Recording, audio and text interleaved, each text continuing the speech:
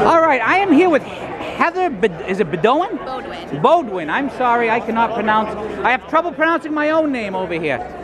And with conservatives concerned against the death penalty, who has one of my cannoli in hand. I'm so excited. So Thank Heather, you, Peter. a new year, a new person here for conservatives concerned about the death penalty. How is the agenda going forward? Well, you know, it's been a really exciting year. Since we were at CPAC last year, we have 2 new chapters that have formed, one in Florida and one in Georgia, and we're just seeing growth and momentum all over the place. We released a new report called The Right Way that shows that there's a substantial increase of Republican legislators who are sponsoring death penalty repeal bills, so there's a lot to be excited about.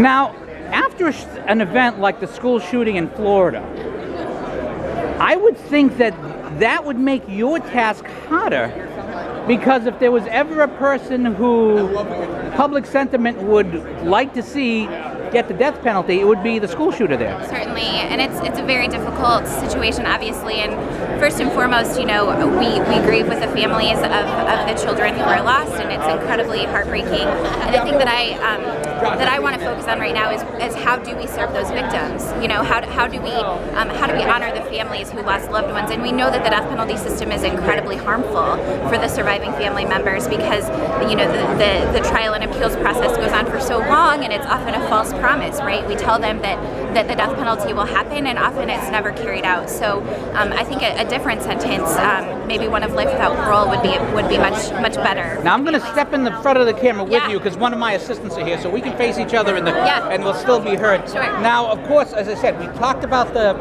group itself, your expansion. We talked about the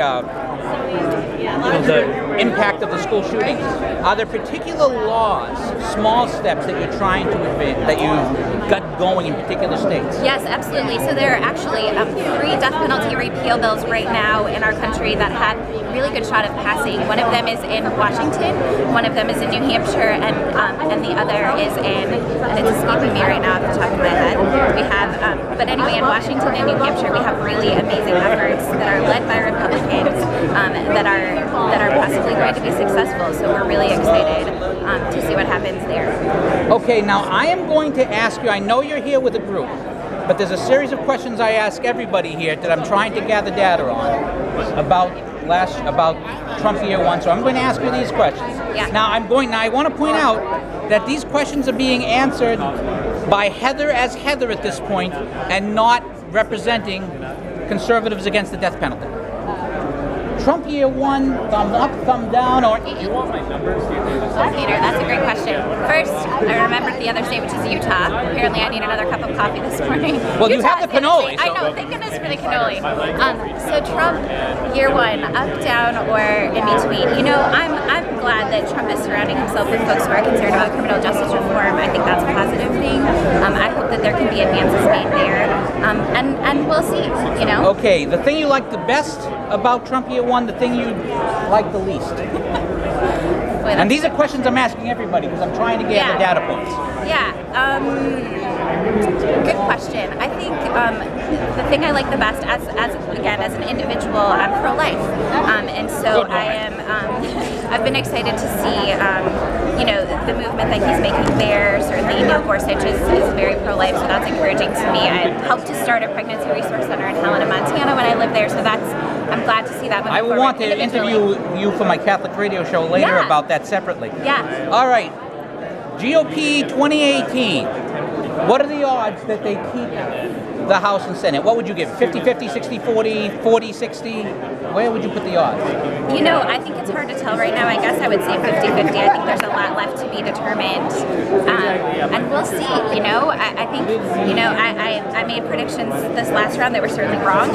So don't trust me. There are people here who are far more capable of making those predictions. But I'm glad to be here and along for the ride. A DACA deal, wall for DACA legalization. Would you be willing to see that deal?